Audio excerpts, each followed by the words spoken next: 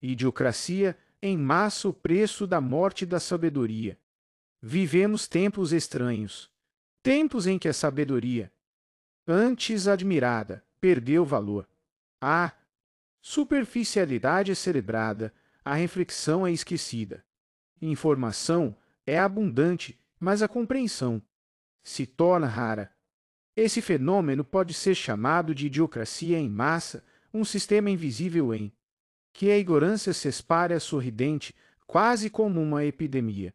Quantas vezes opiniões vazias foram seguidas apenas porque foram ditas em voz alta? Quantas vezes a verdade foi rejeitada por ser desconfortável? É sempre mais fácil escolher o atalho em vez do caminho verdadeiro. Capítulo 1: O preço da ignorância coletiva. A morte da sabedoria não acontece de repente. Ela se infiltra devagar, como água em frestas de uma casa. Começa com pequenas concessões. Isso não importa, não preciso pensar sobre isso. É pouco a pouco nos acostumamos a viver na superfície. A ignorância coletiva cresce e, preço é alto, escolhas ruins, divisões, perda de empatia e o risco de deixar às novas gerações a herança da superficialidade. Capítulo 2: A cultura da distração. Vivemos conectados, mas paradoxalmente distantes. O excesso de informação não gera sabedoria, mas ruído, ansiedade e medo. Cada notificação fragmenta a mente, e uma mente fragmentada não consegue refletir profundamente. A cultura da distração nos acostuma a buscar recompensas rápidas curtidas, comentários, vídeos curtos. Mas o que acontece com a paciência quando tudo é imediato? O que acontece com a profundidade quando tudo é raso? Poucos ainda lembram que a sabedoria nasce do silêncio e da contemplação. Capítulo 3: A perda da crítica. A crítica saudável é uma base da evolução. Questionar, analisar, enxergar diferentes ângulos. Mas, hoje, pensar por conta própria é quase um ato de rebeldia. É mais fácil repetir versões simplificadas do que correr o risco de rejeição. Sem crítica, a manipulação encontra terreno fértil.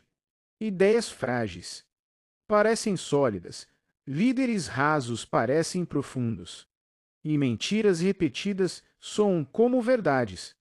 Resultado: polarização, decisões ruins em massa e sociedades presas em círculos de ignorância. Capítulo 4: O impacto na educação.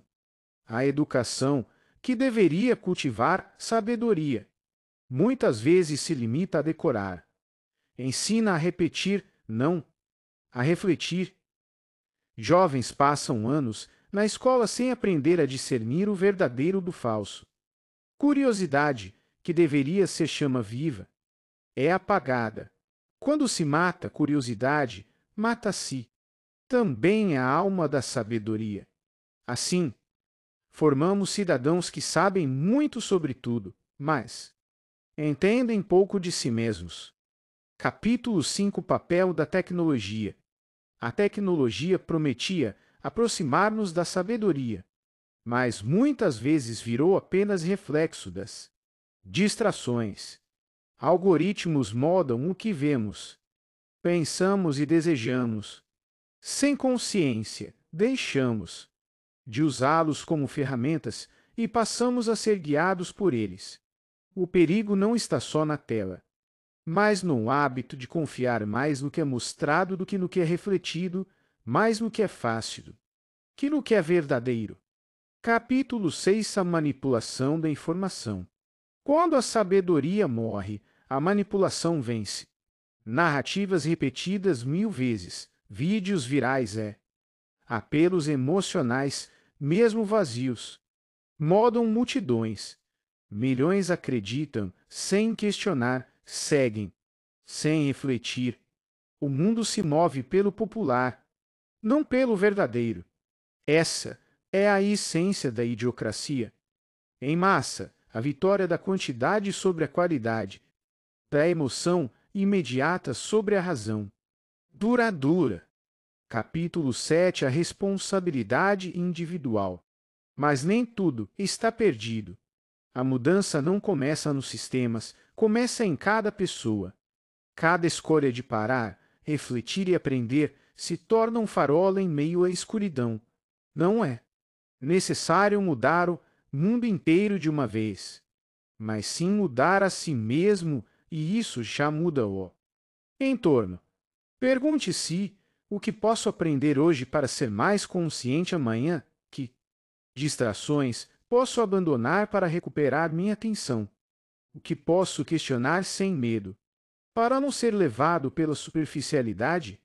Capítulo 8. O renascimento da sabedoria. A sabedoria não morreu, apenas foi abafada pelo barulho. Ela renasce cada vez que alguém escolhe silêncio em vez de ruído, aprendizado em vez de consumo, reflexão em vez de repetição. A história prova que, mesmo em tempos de escuridão, sempre houve quem mantivesse a chama acesa. Por causa deles, a sabedoria nunca desapareceu por completo.